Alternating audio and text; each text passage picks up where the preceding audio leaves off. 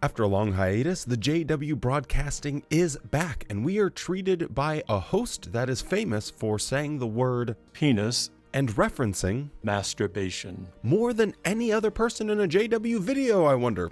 Didn't actually check the stats myself, but we're just going to run with it. Anyway, we won't waste too much time with an intro, and let's get right into it.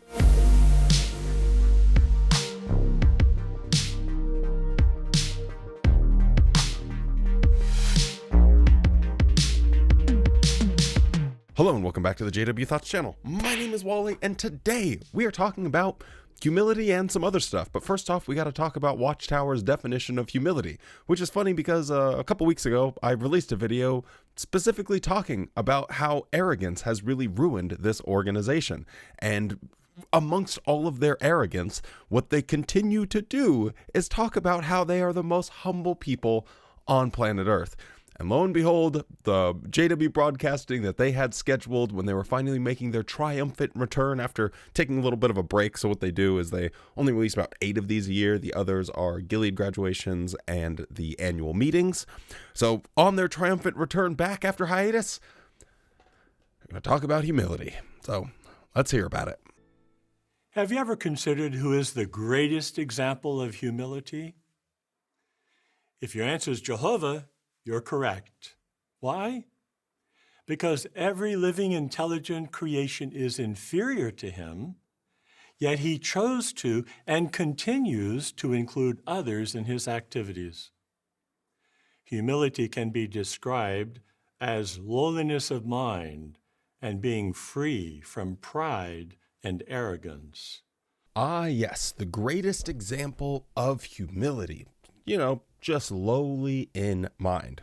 I just want to tell you a little bit of a story, and then we'll make a cross comparison here, just to put something in the real world. It just reminded me of a story, I don't know, must have been about a year ago, where people were on a flight to Australia or New Zealand, can't remember which, and as part of their flight meal that they got, their little snack pack, they got some apples. Now, they just got these from the airlines and they thought, oh, cool. Well, I'm not hungry now. I'll just put it in my backpack and then I'll eat it later. So they are going through customs at the airport, and come to find out, it is very illegal to have an apple and bring it into that country. Now, the people had absolutely no idea. How was this situation handled? Well, they were forced to pay a fine. There was no consideration that they had no idea that they were breaking a rule, that the airline, who should have known better, was the one that was giving them the apple. And yet the person who makes the final decision, not maybe the person that works there at the checkout stand for $25 an hour, but the person making the final decision saying, no, you have to pay the fine. We need to make an example out of you to show these people that we will not allow apples in our country. Now, first off, do you think that this is fair? Do you think that this is reasonable, that someone that has no idea they're breaking a rule is forced to be punished by it? First off, and if you have a functioning frontal lobe, I assume what your answer was. Now, what would you say of the person making the final decision, forcing people to pay the $200 fine for carrying an apple that they had no idea was illegal? Would you say that this person was just a humble servant, lowly in mind, looking out for other people's best interest? Is that the person you're envisioning? Or are you envisioning some arrogant, insufferable prick throwing their weight around, trying to act so self-important over this major issue of apples, and making sure that these random strangers who had no idea they were breaking a rule are punished to the maximum extent of the law? Yes, anyone with a functioning brain knows for a fact that that person is insufferably arrogant. Now, why am I telling you this random story about some apples and a flight? Well, let me just read you a quick little story. Maybe, we do these biblical stories for every now and again, but maybe this is one you haven't heard before. Get the old Bible out and come on over to 2 Kings chapter 17, verse 26. Sometimes I get those all messed up in my head. I'll give you a little bit of context here. Israel, they were being pretty naughty. They weren't following God's law, and so he shipped them out. He said, sayonara, you're going to go and be shipped off to Assyria, I believe it was. And then they raised up Rehoboam to be the king, and he didn't do what was right in Jehovah's eyes. Blah, blah, blah, blah, blah. They're wiped from the land because he forgets about them. And there's an interesting thing that happens where the land is repopulated with outsiders who don't know anything about Jehovah or his laws. So in 24, it says, subsequently, the Assyrian brought people from Babylon and Cuthith and Ava and Hamath and Sephirim and had them dwell in the cities of Samaria instead of the sons of Israel. And they began to take possession of Samaria and to dwell in its cities. And it came about at the start of their dwelling there that they did not fear Jehovah. Therefore Jehovah sent lions among them, and they came to be killers among them. So they sent word to the king of Assyria, saying, the nation that you have taken into exile and then settled in the cities of Samaria have not known the religion of God of the land, or that he keeps sending lions amongst them. And look, they are putting them to death, inasmuch as there are none knowing the religion of the God of the land. At that the king of Assyria commanded them, have one of the priests go where whom you led into exile there, and there he may go and dwell and teach them the religion of the God of the land. Accordingly, one of the priests whom they had led into exile from Samaria came and began dwelling in Bethel, and came to be a teacher of them as to how they ought to fear Jehovah. So these people had no idea who Jehovah was, what his laws and regulations were, and God sent lions to start killing them for the crime of simply not knowing. This scripture expressly says that the people that were killed by God and getting slaughtered with lions, they simply did not know. And so they sent a priest to teach them. They were being punished to the death for a crime that they had no idea. They were just like, man, my baby just keeps getting stolen by lions. This is horrible. Like, what is this place you've sent us to? And a priest comes and teaches you, oh, well, we didn't even know. Was that fair and righteous and justified? Now, for the person that sent the lions, just like the old apple man, are you going to close your eyes and envision someone that's very humble and meek and lowly of mind and wanting to do what's best for other people, putting other people ahead of themselves? No, you're not. You're going to envision someone that is insufferably proud and arrogant and forcing people to pay for rules that they didn't even know existed. Yet this is the ultimate example of humility, according to Jehovah's Witnesses. And I bet you can figure out how that plays out. A humble person finds happiness in including others in his life and endeavors. But is it humility if the expressed purpose of including them in your existence, in your life, is so that they praise you and tell you how awesome you are, and to do everything that you say with the fear of death if they disobey? And some who aren't really apostates can cause just as much trouble as the apostates do by their negative talk and criticism.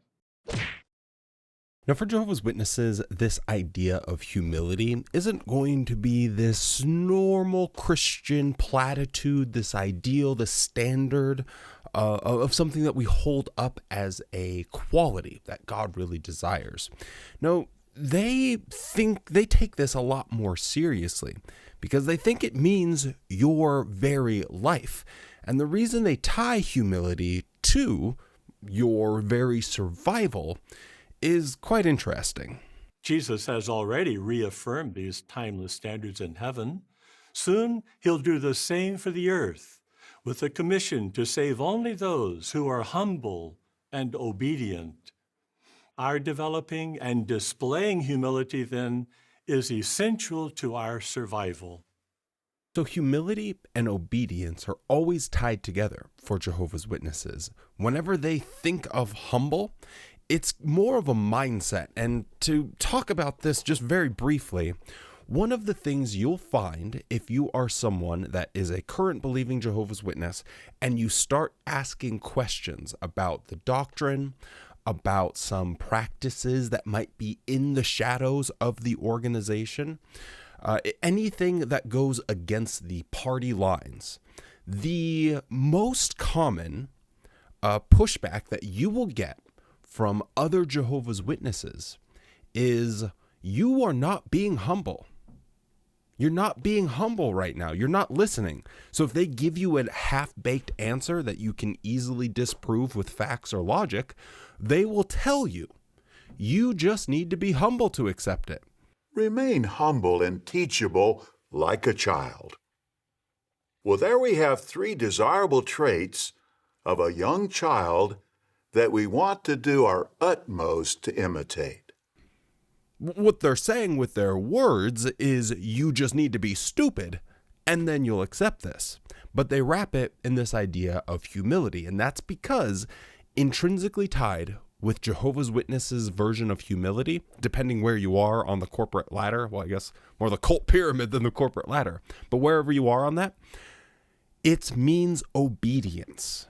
It's all about, hey, put your fingers in your ears, just listen to what we tell you, no matter how crazy or kooky it sounds, no matter what facts are verifiable on your own, no matter what logical fallacies are presented to you. In order to be a humble person, God loves a humble person, and if you want to survive Armageddon, you have to be humble. You also have to obey. So they tie these two things together, and when you do that, it essentially handcuffs Jehovah's Witnesses to the organization, because they think to themselves, if they break that chain, they're just going to die. And there are people, I mean, if you're one of these people, please comment down below. It'll prove me right immediately. If you are someone that when you left the organization, you thought, well, I mean, GG's, I guess I'm going to die at Armageddon now. I mean, I can't continue to be a Jehovah's Witness, so I guess when Armageddon rolls around, I'm going to die. That is the mindset that so many people have, is that they're just chained to the organization. And even if they're strong enough to break that chain and remove that, they still go years, sometimes decades, believing that they are still going to die at Armageddon because they weren't humble enough. In contrast, pride and arrogance are directly related to deception. An arrogant person covers up his weaknesses and failures. And that can only last so long, because eventually pride leads to a crash, as Proverbs 16 verse 18 warns us. What an interesting spectacle this is. On one hand, he says humility and obedience are necessary for survival. Your life is on the line. You know, Joe and Barbara watching this, I tell you what, you better make sure you're humble. And the opposite of that is arrogance, because what does arrogance do? It tries to cover over things. Now, if a normal, everyday Joe and Barbara Jehovah's Witness were to say this, you'd kind of like, yeah, well, you don't understand your own history. But there's a certain going up that cult pyramid where you get to a level where I am 100% certain and confident that they know. You don't get to this level without knowing for a fact that your organization has covered over things. You are the person you're describing, the opposite of humility, trying to cover over past mistakes as if they didn't happen. But it doesn't matter, because they will catch up with you, and they have caught up with you. Like, there's no way that you reach where he is at, Gary Bro, in the organization without being familiar with the controversy surrounding when the date Jerusalem fell. Jehovah's Witnesses vehemently say it's 607 BCE, and they are the only ones. No scholar, no historian agrees with them. There is a mountain of evidence against those dates. They know this. They've studied it. It's been in their publications. They are intimately aware that this is a problem that they have to misrepresent what scholars and historians say. They have to pretend like they're kind of sort of saying something that they're not in order to shoehorn their theology into the history. He knows this. For decades, the Jehovah's Witness organization was talking as if the United Nations was this evil beast that was going to bring about chaos and pandemonium to the world, a tool of Satan.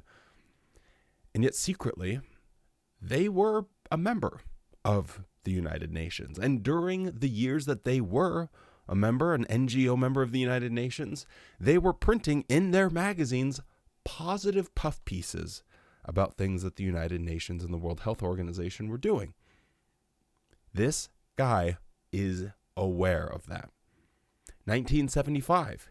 He would have lived through the hype surrounding Stay Alive to 75. I guess I don't know his entire theocratic history. Maybe he wasn't around back then, but I kind of assume he probably was.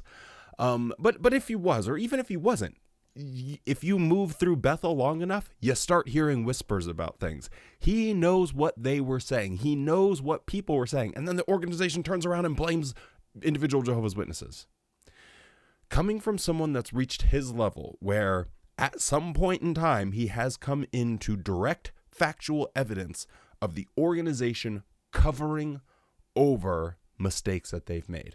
Whether it's with history, whether it's with their own theology, whether it's whitewashing and rewriting their own history, whether or not it's how they are addressing the court case in Norway, whether it's their cover-up, alleged cover-up of child sex abuse. This guy knows it. And so for him to sit on his golden pedestal and tell ordinary Jehovah's Witnesses the opposite of this life-saving thing, this thing that will bring you destruction, is arrogance. But me and my friends, it's okay if we're arrogant.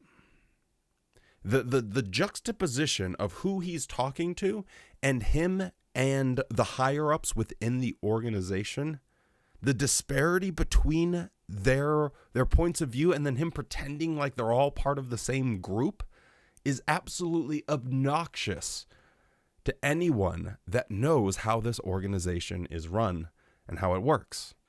Cultivate a desire to be humble to your very core. Frequently remind yourself that to please God, you must be humble. Also remember that pride and arrogance are traits of Satan. Keep the correct perspective by meditating on your insignificance compared to Jehovah. And pray to Jehovah for help to display humility as he does. All right, we need to have a little heart-to-heart or my brain to your heart conversation here. Because this idea of the Jehovah's Witness humility is really pernicious, and it is a difficult infection that I see a lot of people have and carry with them for a long time, not even realizing that they need some antibiotics. So when you can see the graph that they just showed, arrogance, thinking highly of yourself, this is emulating Satan. This is copying the enemy. This is being something that the sovereign of the universe detests and hates. This is something that if you don't fix and change, might kill you at Armageddon. Thinking highly of yourself, no, stop. You have to be humble. Remember your insignificance. Pray for help. It's very sneaky how they do this here, because often when you pray for help, a sentence that you hear all the time as a Jehovah's Witness is pray for help and do research in Jehovah's Witness publications. When you just hear pray for help, at least even for me, been out of it 10 years, I still immediately, boom, said and do research in Jehovah's Witness publications. It's synonymous with it. They want you, knowingly or not, to be dependent on them. This is the same as a horrible, toxic, controlling relationship. You can't be anything without me. You need me. No one else would love you. You're never going to go anywhere without me. Right? They don't want you to feel that you can make your own decisions, that you can't do anything, accomplish anything without them. This is all wrapped into this idea of humility. Humbly obey. Just listen to the organization. And that's what happens with Jehovah's Witnesses. But it also happens once people leave the organization. This is something that I personally have struggled with, because on some level, when you are always feeding this to the point where you start feeding it to yourself, you think that you don't deserve love, that you don't deserve happiness, that you are not worthy of other people's time and affection and attention. So I'm going to need you to do some goofball experiment, and right now, look at yourself in a mirror. Okay, you're at the mirror? Cool. And remind yourself of a truth that you may have never known, or somewhere along the way, you have forgotten. But you are worth fighting for. You deserve unconditional love. You deserve to be happy. You can make meaningful changes in your life by your own inertia. You can do this. You can. You can. This isn't some positive, just brainwashing mumbo jumbo. This is reminding yourself of a truth that has been squashed. You have been in this toxic relationship where someone has always been telling you can't, and you need to fight that. And remind yourself that you deserve love and happiness. It might sound goofy to someone that's never been a Jehovah's Witness, and they might be looking at me sideways like I'm some crackpot internet guru type guy waiting to set up a program or something. None of that's happening. What I want people to be able to do is to have positive words that they can say to themselves. When you look in that mirror and you say, man, I'm old, wrinkles, fat, nobody will love me, I'm this, I'm that, I'm not this, I'm not that. This is an artifact of this indoctrination. You know, it's amazing how we don't tell ourselves the good things that we do. We don't tell ourselves, man, I'm generous, I'm caring, I am reliable, I am always there for people whenever they ask. You know, I'm all of these wonderful, beautiful qualities. And we don't tell ourselves any of those things. Nope.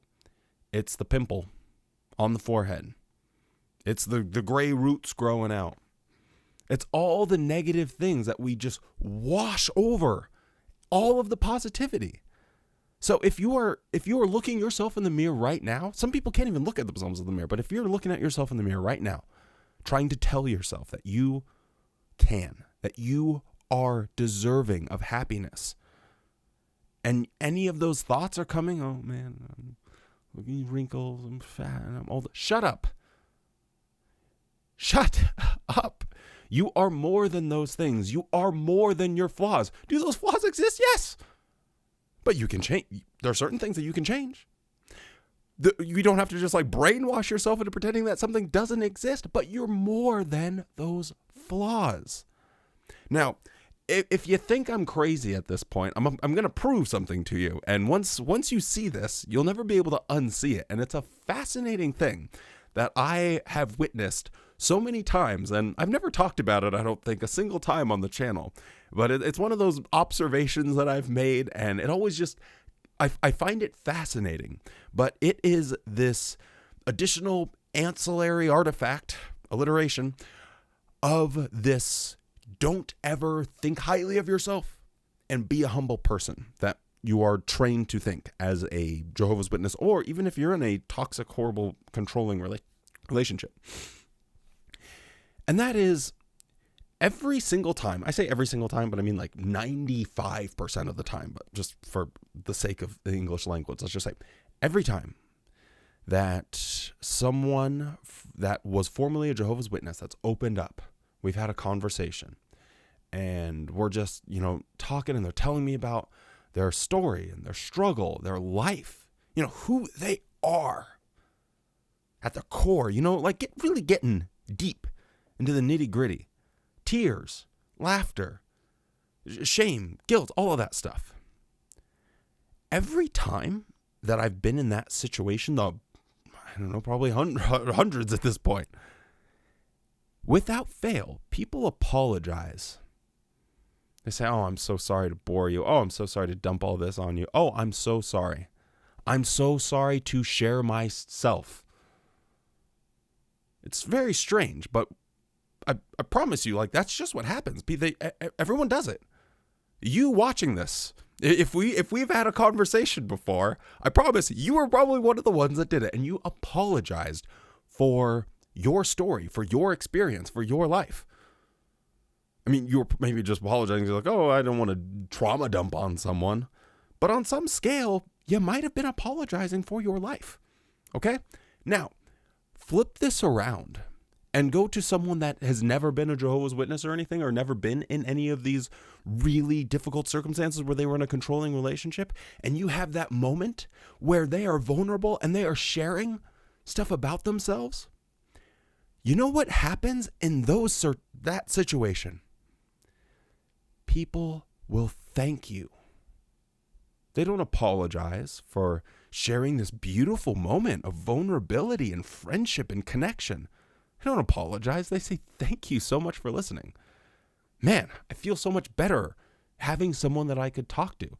Thank you for providing me a safe space where I could, share this with you. Thank you. So on one hand, someone that hasn't gone through this trauma is appreciative of this wonderful human connection that our society is literally built on. And on another hand, someone goes through this trauma, and what happens? They apologize for it. In my non-expert humble opinion, gotcha, I think this is an artifact of always being told to remember how insignificant you are.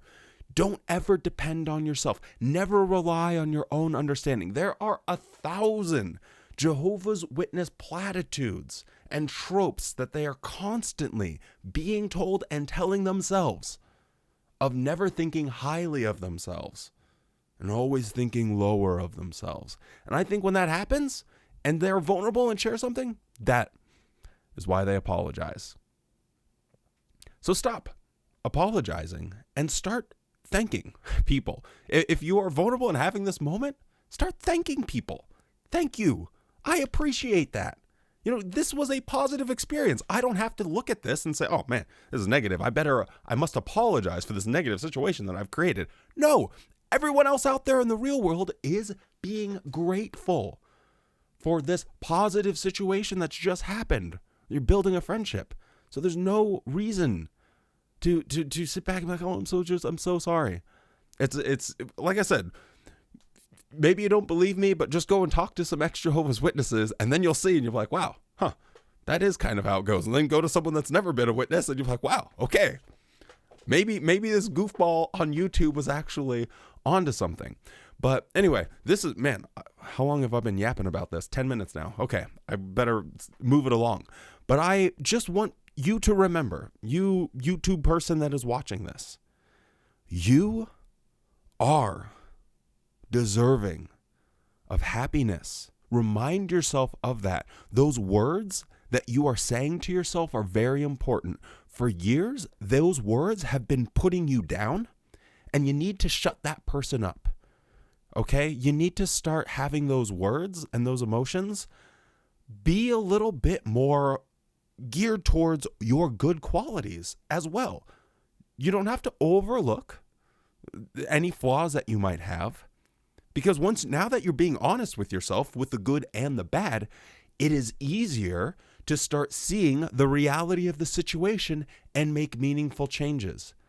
So if you are thinking, hey, I don't like this about myself, What can I change today? What can I change this week? What can I change this month? And what can I change this year? Write it down. I know it's like, just write down goals, write down goals. You got to write stuff down. Manifest, blah, blah, blah, blah, blah. Hey, I believe in it. Write it down. What can I change today? What can I change this week? What can I change this month? And what can I change this year? Realistically. And when you're looking at things realistically, guess what? All of that negativity that you fill your mind with starts getting combated with creativity. Combat negativity with creativity. You start growing and developing as a person, and you'll stop apologizing for who you are. So all of this Watchtower indoctrination of being humble, it is a mind virus, it is poison, and you need to get rid of it. It ain't doing you any favors. So there's the cold water. Let's move on with the rest of this broadcast after my 15-minute podcast in the middle of my podcast. So that will conclude our discussion on this humility for the time being. And now we're going to transition into a section where it's designed to help Jehovah's Witness families better get along. So let's see what the vice is this month.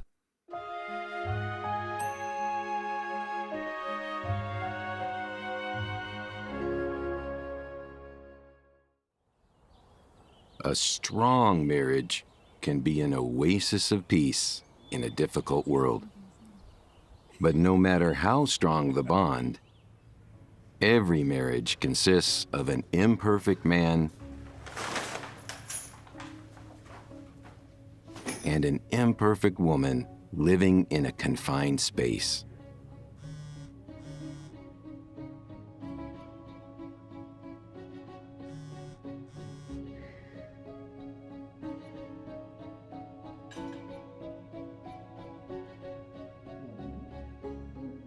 Even in a happy marriage, disagreements can arise that lead loving spouses to use hurtful words.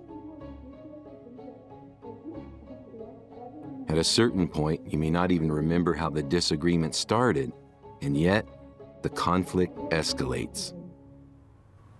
I'm sorry, but why is this curtain here? I don't understand it. I don't get it. It doesn't serve a function. They have blinds. They just decided to have a curtain on this window and ostensibly on the other side that clashes with this red curtain over a door. It is the most baffling situation. Anyway, sorry. Back to the video.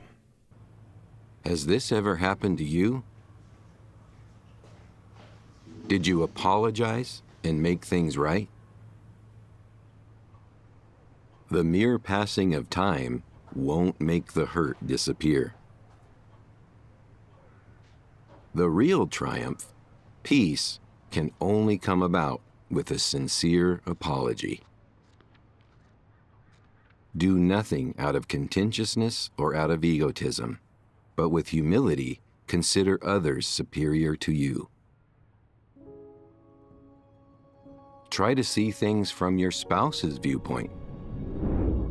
This advice in and of itself doesn't seem that, outlandish or anything like that. But the situation that you'll find yourself in, if you're a Jehovah's Witness, is a product of their rules with dating.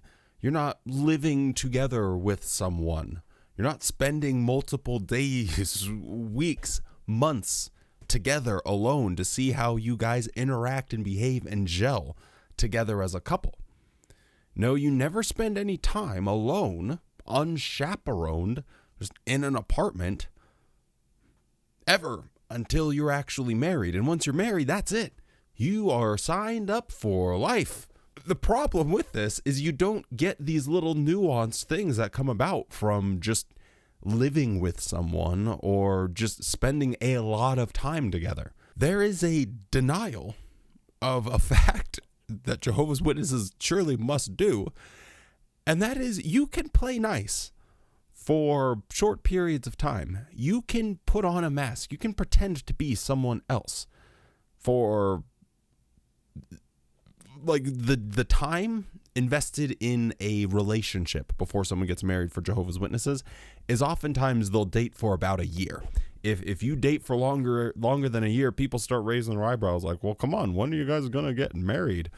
It's the culture. It's what happens. And in that year, you will not ever have sufficient time to observe them in the wild. Then when it turns out that, hey, I'm coming home with all of these groceries and they don't bother to get their butt off the couch. They just want to eat their potato chips and read their book. Yeah. I can tell you what, that tells me so much about that type of person. That would be it. I'd be like, yep, I know exactly what archetype of person you are, and I'm good. See you later. Bye. Right? It makes, or someone that hey, I'm having dinner with friends, blah, blah, blah, blah, blah. Oh, just constantly on the phone. Bzz, bzz, bzz. That tells me a lot about the type of person that they are. And yet, if you're a Jehovah's Witness, you'll never see that. And so when the ugly monster comes out that they've been hiding for a long time, you're stuck with that person. So it becomes a problem that the Jehovah's Witness culture creates, and then you have to deal with it because you don't have any other recourse.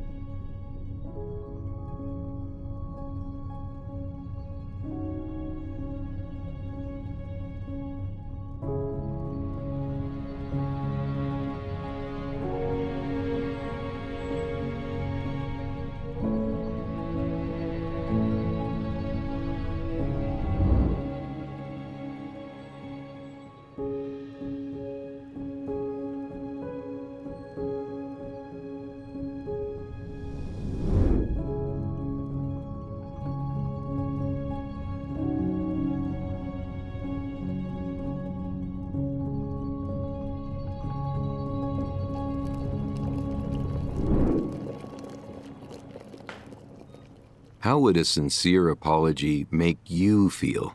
Not great. An apology is not what's needed. A change is what's needed. People think that apologies are just, hey, boom, I apologize, clean slate, right? But you didn't change. Are you going to do that the next time I come in with groceries? Are you going to do it the next time? You're just going to keep talking over me when I'm trying to tell a story. It's going to be very annoying and frustrating and irritating. And I'm just going to have to hear the same vapid apology every time. I mean, apologies, yes, that gets the ball rolling to where you can, have conversations, but there needs to be some sort of change behind that. And that's the other frustrating thing with this advice is it should also be, I apologize and a roadmap of how we can improve.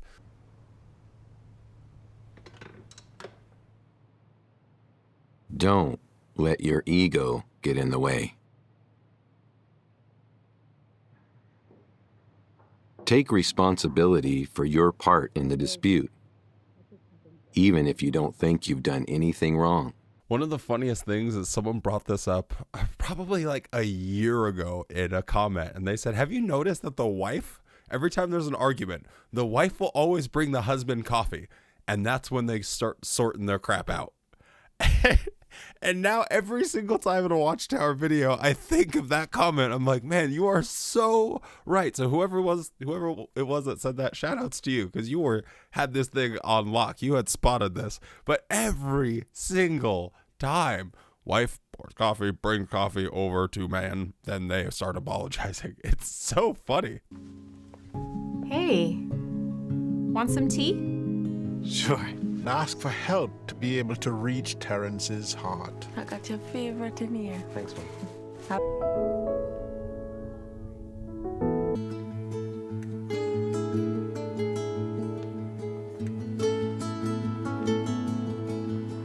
And that's my husband, Sean. Beautiful example of what it means for a married couple to be one flesh. They were together at home, at work. He is entitled to the respect the Bible commands wives to show their husbands. So I'm making an effort to be more respectful and loving to him. This is fine. I'm okay with the events that are unfolding currently. Acknowledge the hurt you've caused your spouse, and be quick to accept each other's sincere apologies. Peaceful relationships are worth much more than pride or victory.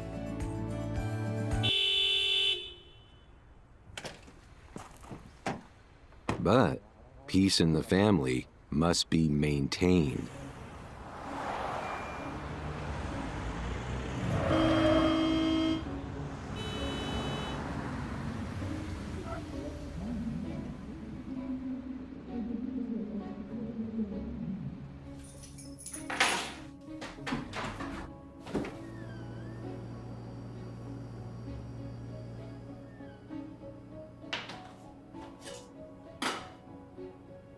It can be easy to focus on your mate's flaws.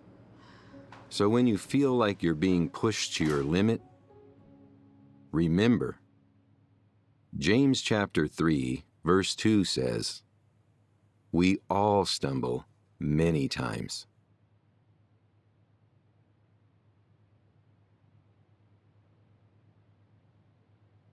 The quicker you apologize, no matter who is to blame, the faster you restore the peace and happiness in your family. Again, is the problem the apology that's necessary, or is the problem they had to go to their stupid Jehovah's Witness meeting, which was put in place and designed to help them in their preaching work, which they no longer really do all that much?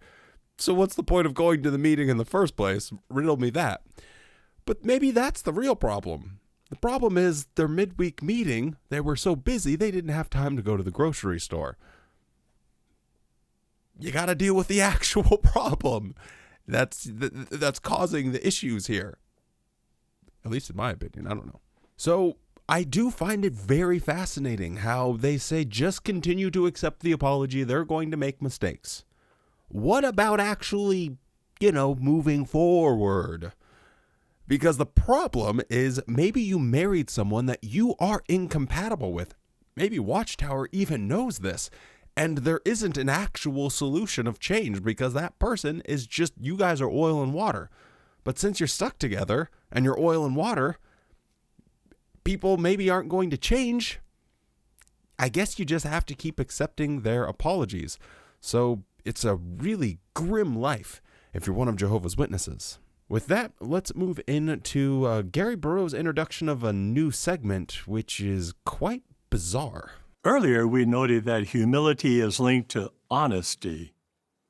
Being honest with ourselves about our own weaknesses and faults cultivates empathy for our spouse and makes it easier to offer and accept a sincere apology.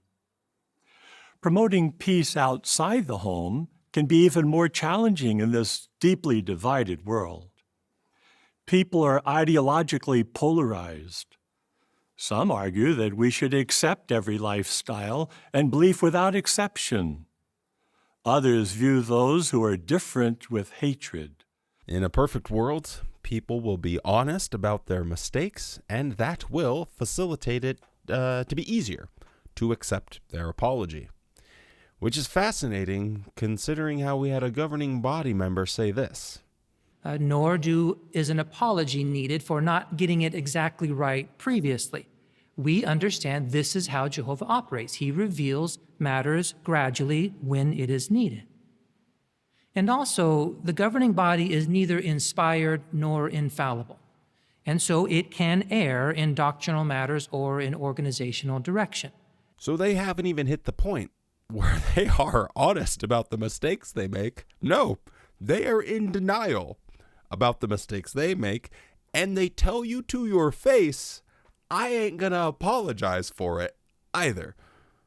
So, yeah, there's that astounding example of humility demonstrated by the governing body. Clearly, they are the ones that Jesus is using to dispense of his spiritual food, because that is perfectly in line with the humble qualities that God loves that they just talked about.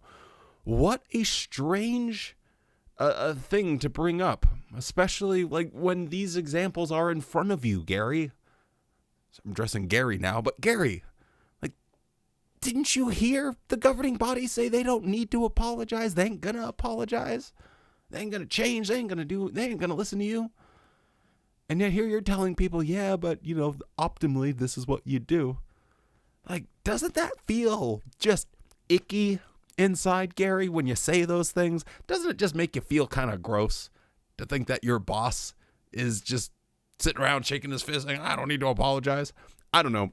I wouldn't be comfortable personally, but hey, however you sleep at night, then I guess you do your thing there, bud. Now, he does talk about here that this becomes difficult with the full spectrum of people out there in the world. And there's certain ones that just accept everything, and there's others that hate people for it. Jehovah's Witnesses have a long and storied reputation of hating people that they disagree with, that they think are the others, the enemy. Insert cult-like word here. So let's hear how they're going to give some advice to teenagers about how to handle some hot-button issues.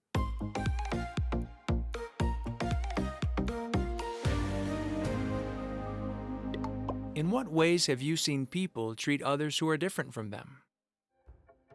When I was at school, a common viewpoint of my schoolmates was that you should be accepting of whatever lifestyle someone chooses to lead. Teachers would encourage us to support those with different sexual orientations. In my final year of high school, a new teacher arrived. He was different. He came from the capital, and I lived in a small town.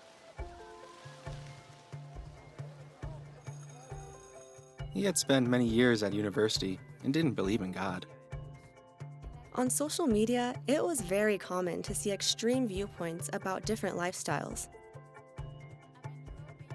I often saw comments attacking others for their lifestyles. I saw others on social media attacking people's lifestyles. Oh, gasp. I was horrified when I saw other people attacking them. What about this convention talk from just a couple of years ago, though? We live in a wicked and violent world where we are exposed to a spirit of disobedience. Satan wants us to become part of this world by adopting its unrighteous standards. In the world, sexual immorality is practiced without shame. Homosexuals flaunt their conduct. But Jehovah tells us that homosexual acts are unrighteous. God specifically warned the Israelites against this and other forms of immorality. Leviticus chapter 18 and verse 22 says that homosexual acts are detestable. Does Jehovah still find it so offensive? God gave them over to disgraceful sexual passion. For their females changed the natural use of themselves into one contrary to nature. Likewise also the males left the natural use of the female and became violently inflamed in their lust toward one another. It's fascinating how this guy is going to stand on moral high ground, and he's reading this passage which says that the females change the natural use of themselves, and the men, the natural use of the female. Yep. Going to stand on a moral high ground while talking about them not wanting to just use females anymore. Yep. Have fun on your moral high ground there, Chief. Males with males, working what is obscene and receiving in themselves the full penalty which was due for their error. So, Jehovah has not changed. According to the Creator, homosexual acts constitute disgraceful, obscene error.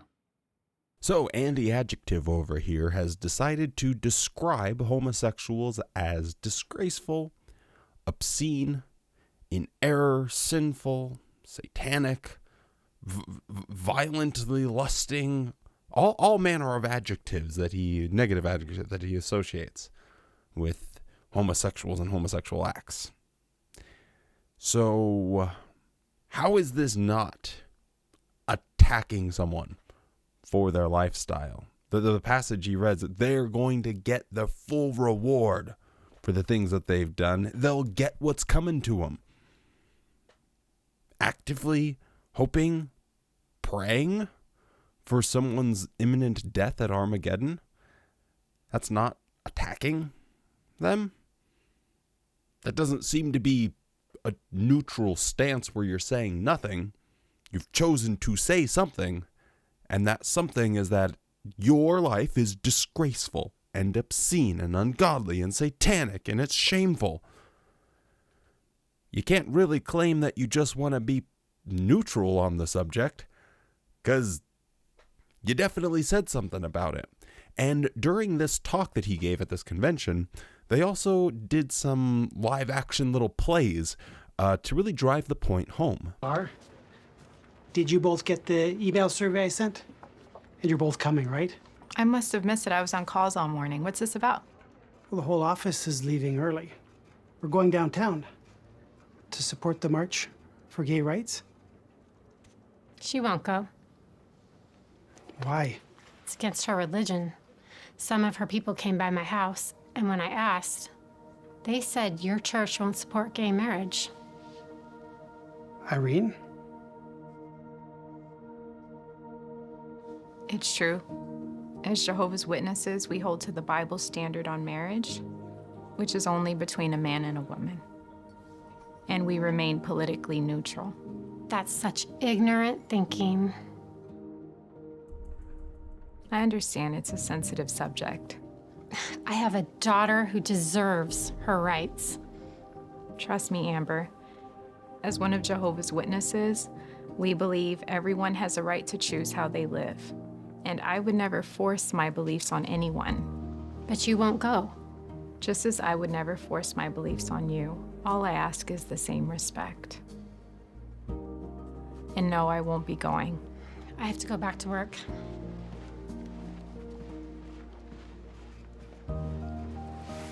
Look, obviously, Irene, I don't agree with your perspective. But I do appreciate that you're not pushing it on anyone else. Thank you.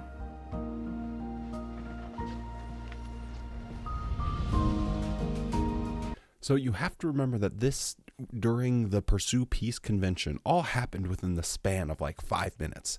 This guy says all of this incendiary language of homosexuals being disgraceful, disgusting, obscene creatures that God hates. And then they show this little skit here where they're trying to pretend like, hey, we just remain politically neutral. We, that's just politics, right? At the end of the day, we're neutral on that. But you're not.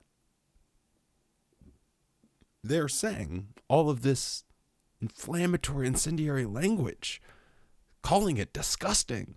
Ask a Jehovah's Witness, are there gay Jehovah's Witnesses? The answer to that question is undoubtedly yes, but they're not allowed to be. So Jehovah's Witnesses will just like scratch their head. They'll be like, well, no, there's not, because we don't allow it. So anyway, the most frustrating thing is this nonsense where she says, hey, I don't force my beliefs on you. Don't force your beliefs on me. Well, then what does it mean to be a Jehovah's Witness?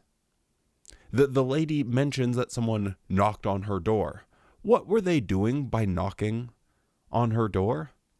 Were they trying to get her to convert?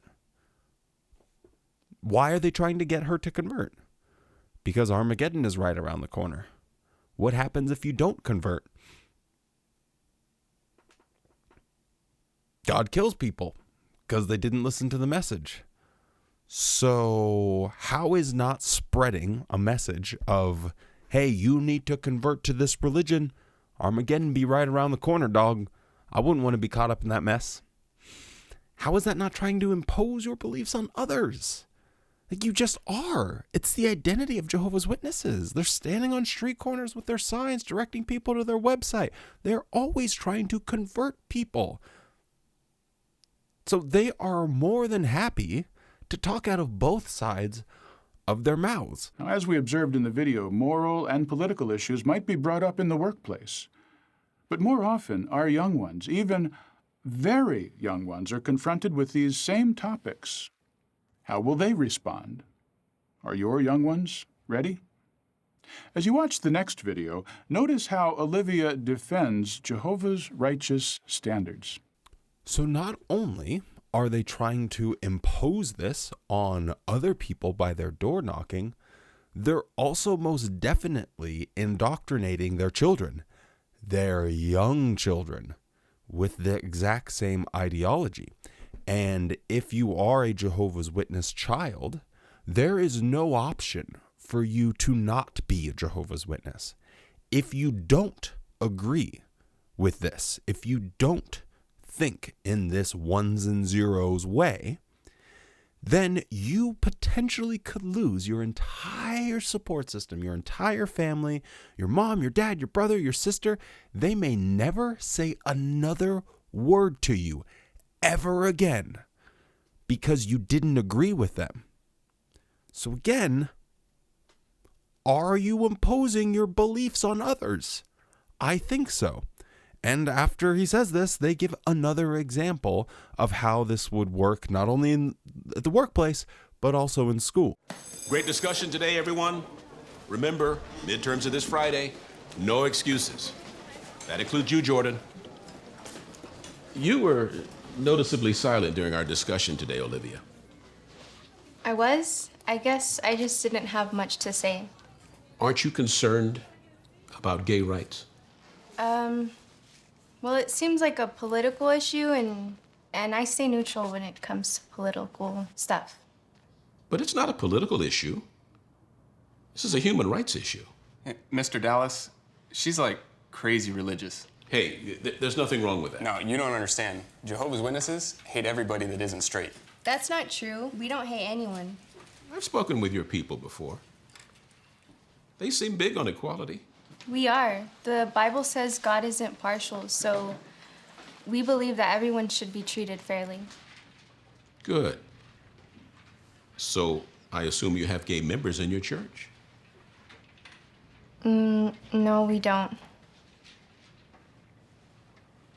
But I thought you just said everyone should be treated equal. I'm confused. Ah, called it. Jordan, don't you have a class to get to? As I was saying, how is that not a little hypocritical? Saying that you love everyone and then excluding certain people.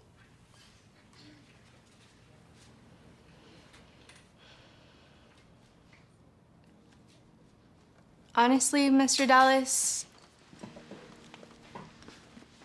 I wonder the same thing. Okay.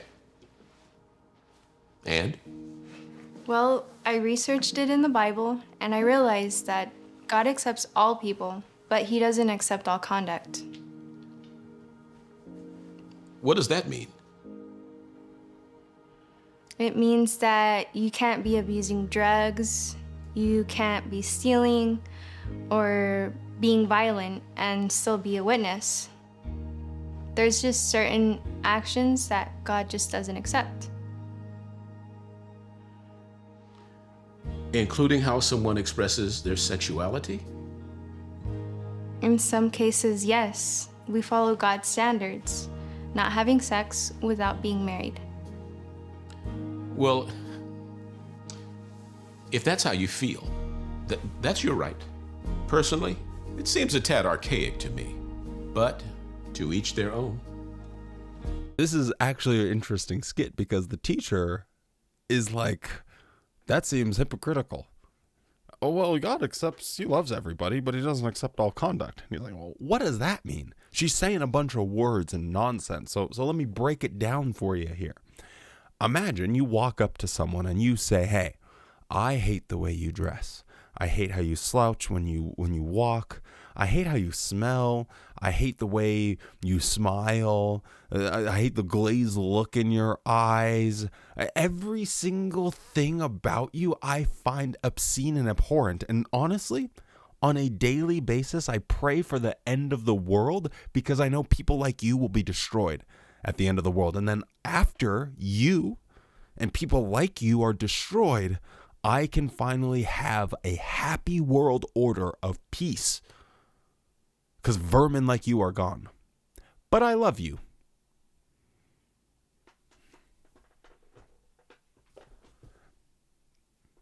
I'm not judging you. Hey, whoa. I'm not trying to impose my beliefs on you.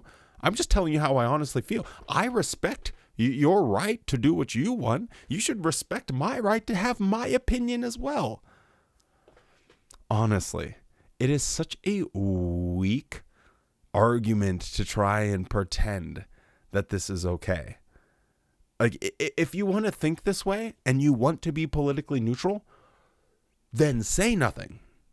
If you want to be a bigot, at least just don't bring it into public. Think your bigoted thoughts in your own head. But as soon as you cross that barrier of start spouting this crap publicly, then I don't want to hear about you not wanting to impose your beliefs on others. As soon as you are indoctrinating your children with the threat of social isolation to believe in the same way, then hey, you've crossed that barrier. Now we have to have a conversation and talk about it. And did you appreciate how she subtly showed that Jehovah's standards benefit both the individual and the community? As examples, she highlighted the avoidance of drug abuse and theft, values she knew her teacher would appreciate. And during the course of such a conversation, you're going to honestly compare someone who is in a loving relationship with another adult to someone that is a thief or abuses drugs, an actual criminal. You've now, during the course of this discussion about how you don't take a stand on it, you love people, and yet you say that they are the equivalent. And then the guy giving the talk, he says this is masterful. Do you notice how she masterfully equates homosexuality to something that she knows the teacher will hate? Yeah, that'll show him. Yeah, that will make it abundantly clear that we are having an honest conversation. It is bewildering how they talk about this subject. So that was from a couple of years ago. Let's see if anything's changed in Watchtower's rhetoric about these hot button issues, as they might refer to them as. I remember that some classmates would say to me, "Don't Jehovah's Witnesses hate gay people?" It seemed like many students assumed that we must have an extreme viewpoint and that we would completely reject those who don't conform to our beliefs. What helped you get the Bible's viewpoint? My parents always helped me to have a balanced viewpoint. As I was growing up, they helped me understand that even though we completely reject certain conduct, we don't hate the person who practices it. I learned a lot from my mom's example. She used to work at a beauty salon, and I saw how she was always kind to others she worked with, regardless of their sexual orientation. So I'll clue you in on something that you probably already know, or at least assume. Jehovah's Witnesses don't think too highly about homosexuals behind closed doors. Why am I saying that? Well, I used to be a Jehovah's Witness, and I used to think like this. And guess what? When I would see two men holding hands, or God forbid them kissing out in public, I used to think it was disgusting. The people I was with, we used to talk about how gross it was. Why do they have to do that in public? Ugh, that is vile. That's revolting. Oh, it makes me want to throw up. So, again, back to what I was saying. Can you walk up to someone, tell them that you hate every single thing about them and that they're revolting, and then with a smile say, but that's your choice? I don't think you can, especially when, and I know this for a fact, that in Jehovah's Witness culture, as soon as you turn your back on that person, you're immediately saying awful, grotesque things about them. It's quite shameful. So, not a lot of advancement in the Jehovah's Witness rhetoric about this. I mean, if Jehovah, the Almighty God, is kind, good, and respectful toward all, why shouldn't I be? And that would include those whose conduct I don't agree with. Jehovah has given us the best way to show our love for our neighbor by helping them to come to know him. You heard it here, ladies and gentlemen. Trying to convert them trying to help them to pray the gay away. Yep. Looks like we're not progressing very far here. No new light coming down the pipeline. Apparently the only way to help them is to tell them that they have to stop being who they are and conform to their ways, even though they don't think that. It's getting very confusing. Living by Bible standards doesn't mean that we agree with every belief or opinion that others have. It does mean treating everyone with dignity and respect, regardless of the choices they make. Hey, Gary, could you do me a favor and tell my family that according to your religion, you're supposed to respect people and the choices that they make? Because, maybe that they would check in. At least let me know that, people are alive, because I'm not the only one that's been in a situation where you have a close family member that you love that dies, and they just don't even tell you about it. So there's that. I don't know if you can really call that being respectful when someone disagrees with your beliefs. Sounds like you're saying a bunch of words publicly that in practice don't really materialize into anything. Well, this video has gone on far too long, and like my drunk aunt at the family hootenanny, I think we'll need to cut it off there. So we'll pick up the rest tomorrow and see what other joys and fascinating little bits and details are in this broadcast. Thank you so much for joining me. I guess that's all I got. So stay safe, be kind, and don't forget to spend more time loving the things you love than hating the things you hate. And I hope you have a good ass day.